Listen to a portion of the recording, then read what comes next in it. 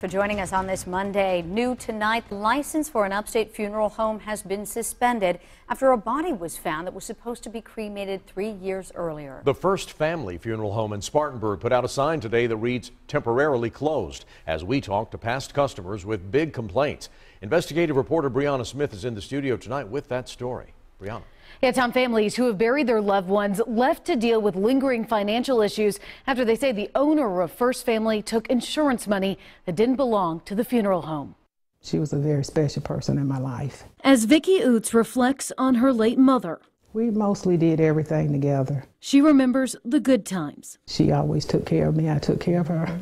But now her mother's death will forever be connected to a push for the truth as to what happened to her mother's life insurance policy. They just told me that they would take care of everything. Don't worry about anything. We have your insurance policies. We are going to take care of you.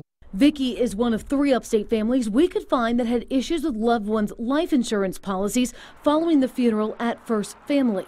This complaint in 2012 resulted in the owner's, Lawrence Meadows, funeral director's license being revoked, meaning he wasn't allowed to make arrangements or direct a funeral service, something Vicki says didn't happen.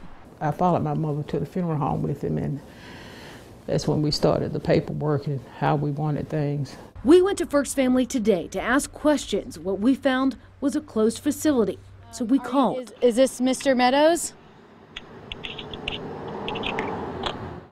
A quick hang-up with no answers. Answers Vicki says she and other families are still waiting on. And I'm sad for the other family members that they have to go through with it, like I have to go through with it too. I'm hurt for them.